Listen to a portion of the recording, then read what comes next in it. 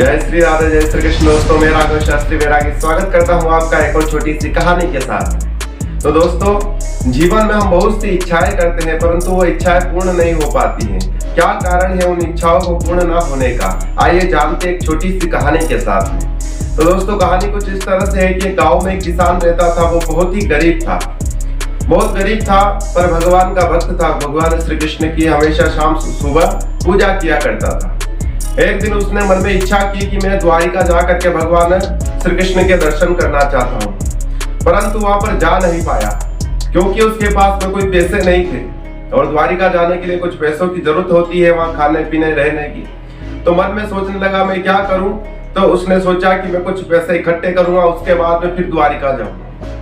ऐसा मन में सोचा और मेहनत करने लगा। बहुत सालों तक मेहनत करके थोड़े थोड़े पैसे इकट्ठे किए और उन पैसों को जोड़ करके जब एक दिन देखा कि हाँ, मेरे पास इतने पैसे हो गए हैं कि मैं द्वारिका जाकर भगवान के दर्शन करके आ सकता हूँ, तो वो एक दिन अपनी पत्नी से कहा कि मैं द्वारिका भगवान श्री कृष्ण के दर्शन करने के लिए जा रहा। उसकी पत्नी ने कहा ठीक है, आप जरूर जाइए।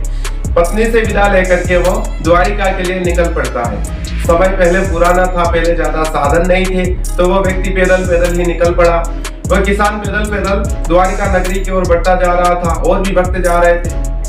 तब उसने रास्ते में देखा कि एक बूढ़ा व्यक्ति वहां पर रास्ते पर बैठा हुआ है और कोई भी लोग उसके पास में नहीं आ रहे, उससे सब दूर हो करके निकल रहे। इसने सोचा कि ये बूढ़ा व्यक्ति शायद द्वारिका जा रहा होगा और थक गया होगा। पास में गया और पास में जाकर के कहा कि बाबा, क्या आप भी द्वारिका नगरी जा रहे हो भगवान के दर्शन करने के लिए?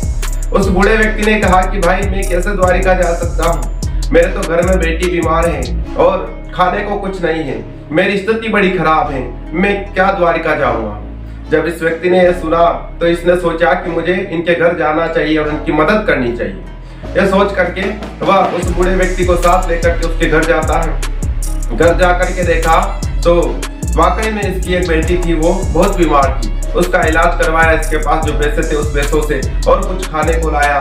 उसके बाद में इसका खेत भी था, परंतु बोने को कोई अनाज नहीं था, तो कुछ और पैसे दे करके, अनाज दे करके बोने का काम भी करवाया और उसके बाद में फिर लौट करके द्वारिका के लिए निकल पड़ा। जब द्वारिका के लिए निकल पड़ा तो इसने देखा अपने जेब में कि जो पैसे थे वो तो सब इसने खर्च कर दिए, सब उसको किसान को दे दिए, उस बूढ़े व्यक्ति को दे दिए, सब खर्च कर दिए। अब इसके पास इतने पैसे नहीं थे कि ये द्वारिका जा करके आ सके। इसने सोचा कि चलो ठीक है, कोई बात नहीं, अब घर चलते हैं। पुनः घर के लिए बढ़ चला। मन में बड़ी प्रसन्नता थी क्योंकि इसने उस व्यक्ति की मदद करके बहुत अच्छा काम किया। घर पर जाकर के अपनी पत्नी को बताई सारी कथा। उसकी पत्नी ने कहा ठीक है, कोई बात नहीं, फिर आप पैसे इकट्ठे करके फिर द्वारिका जा करके भगवान के दर्शन करना।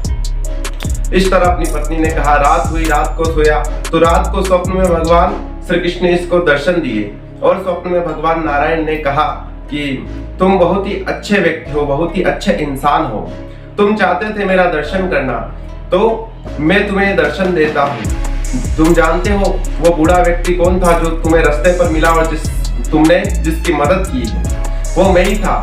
मैं परीक्षा लेना चाहता था तुम्हारी कि क्या तुम्हारी भावना सच्ची है, क्या तुम इंसानियत तुम्हारे अंदर जागृत है, क्या तुम एक अच्छे इंसान हो, ये जानना चाहता था। इसीलिए मैं एक बूढ़ा व्यक्ति बनकर के उस रास्ते पर बैठ गया। सब लोग मुझसे दूर भाग रहे थे, परंतु तुमने आकर के मेरी मदद की। मैं ये परीक्षा ले रहा था तुम्हारी और तुम इस परीक्षा में सफल हुए, इसलिए तुम द्वारिका नहीं गए। कोई बात नहीं, पर मैं तुम्हें घर पर ही दर्शन देता हूँ। भगवान नारायण ने स्वप्न में उसको दर्शन दिए। छोटी सी कहानी है परंतु यही शिक्षा हमें दे करके जाती है कि व्यक्ति अगर ईमानदारी पर हो और सच्चाई पर हो और दूसरों की मदद करना जानता हो, वो उसकी हर इच्छा भगवान पूर्ण करते हैं।